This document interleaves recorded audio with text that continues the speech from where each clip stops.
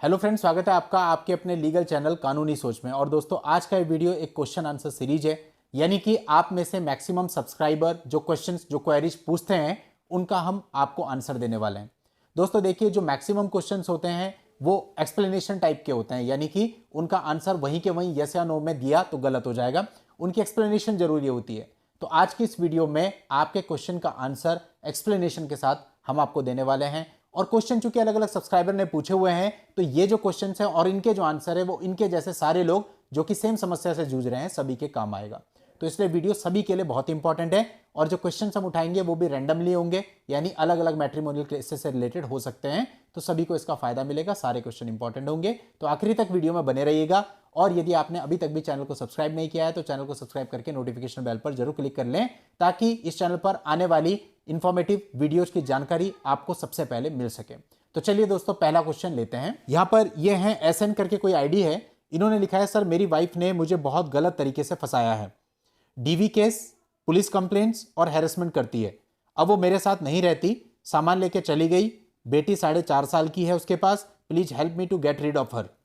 तो ये इनका मैसेज है, यानी इन शॉर्ट अगर बोलें तो कह रहे हैं कि मेरी वाइफ ने मेरे ऊपर लगभग सारे केसेस कर दिए हैं, 4.5 साल की बेटी है और वो उन्हीं के पास है, मैं क्या करूं।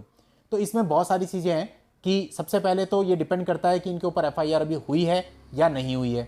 सेकंड, ये डिपेंड करता है कि कितना समय हो गया है इनकी वाइफ को वहां गए हुए। तो देखिए, मतलब एक ही क्वेश्चन में अगर मैं इसका कोई भी जवाब दूंगा तो पहले ये चीजें पता होनी बहुत ही जरूरी है, क्योंकि बिना इसे जाने हम ये नहीं कह सकते कि इन्हें डाइवोर्स डालना चाहिए या काउंटर केसेस डालने चाहिए या कुछ और।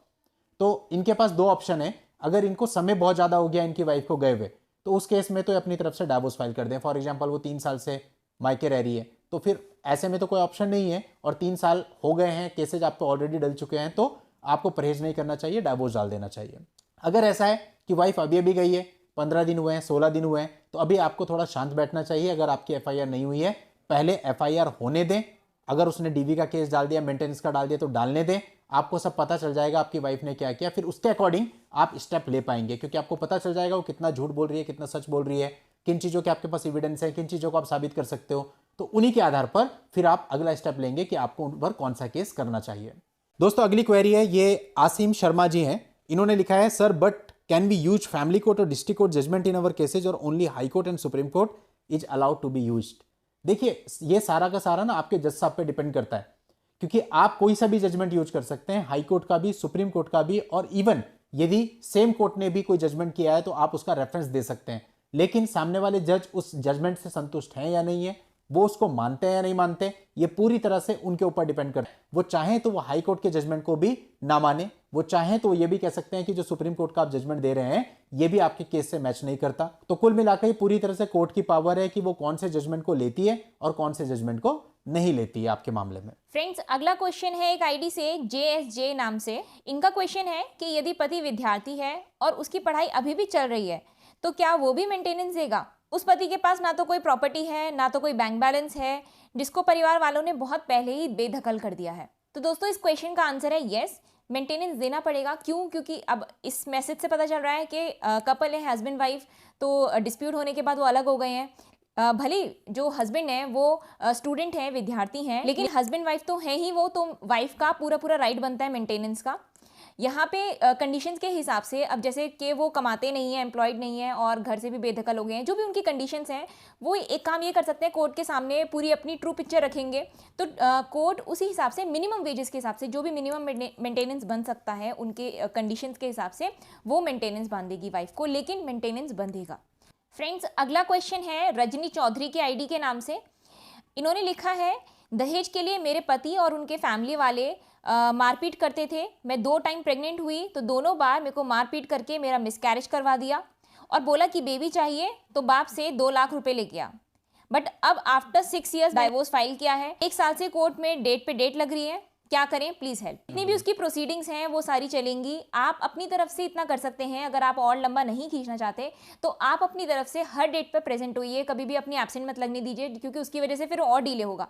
अगर आप चाहते हैं कि भाई एकदम से सब कुछ हो जाए, मेंटेनेंस में लग जाए या एकदम से डाइवोर्स हो जाए, तो ऐसा कभी नहीं होगा। कोर्ट में टाइम लगता ही है, बस ये है कि अगर आप हर डेट पे प्रेजेंट होंगे तो जो अननेसेसरी आपका टाइम खराब होता होगा उसकी वजह से वो नहीं होगा। दोस्तों अगला कमेंट है, ये मोहित सिंह जी के आईडी से है। ये लिखते हैं, सर हाईकोर्ट में एफआईआर क्वैश करवाने की अपील के क्या चार्जेज होते हैं?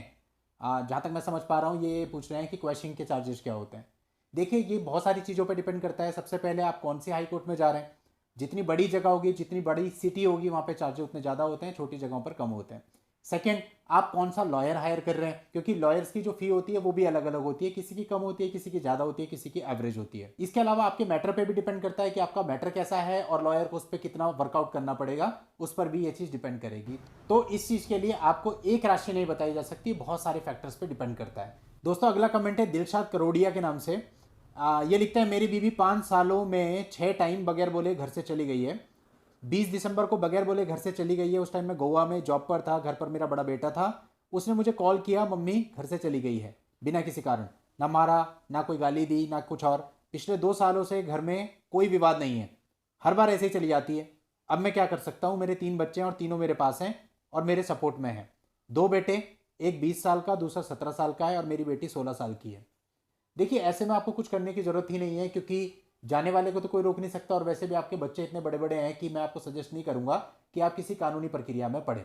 तो बेहतर यही है, अगर वो जा रही है, उसकी इच्छा है जाने की, तो उसको जाने दीजिए। आप अपनी जॉब कीजिए, बच्चे आपके सपोर्ट में है, कस्टडी आपके पास है और वैसे भी आपके बच्चे बड़े हो चुके हैं, तो इन सारी चीज़ों से फर्क नहीं पड़ना चाहिए। अब इसको एक्सेप्ट करना ही ज़्यादा अच्छा है, बजाय इसके कि आप कोई कानूनी प्रक्रिया में पढ़ें, क्योंकि कानूनी प्रक्रियाएं काफ़ी लंबी चलती हैं और चूंकि आपके बच्चे इतने बड़े हैं तो ऑब्वियसली आपकी एज भी ज़्यादा होगी। तो ऐसे केस में आपके केवल अपनी एज के बहुमूल्य प्रीशियस जो ईयर हैं वो खराब हो जाएंगे लिटिगेशन में। तो मेरी राय यही है कि आप इसमें अपनी तरफ से कुछ ना करें।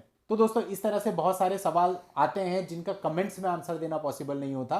पहले भी दोस्तों हम इस तरह के कुछ वीडियो बना चुके हैं जिसमें हमने आपके कमेंट्स के आंसर दिए थे और ऐसी वीडियो समय समय पर हम आपके लिए आगे भी लेकर के आते रहेंगे। तो चलिए दोस्तों आज की इस वीडियो में इतना ही। नेक्स्ट वीडियो में नई लीगल जानकारी के साथ हम आपसे फिर मिलते हैं। तब तक के लिए good bye and thank you for watching.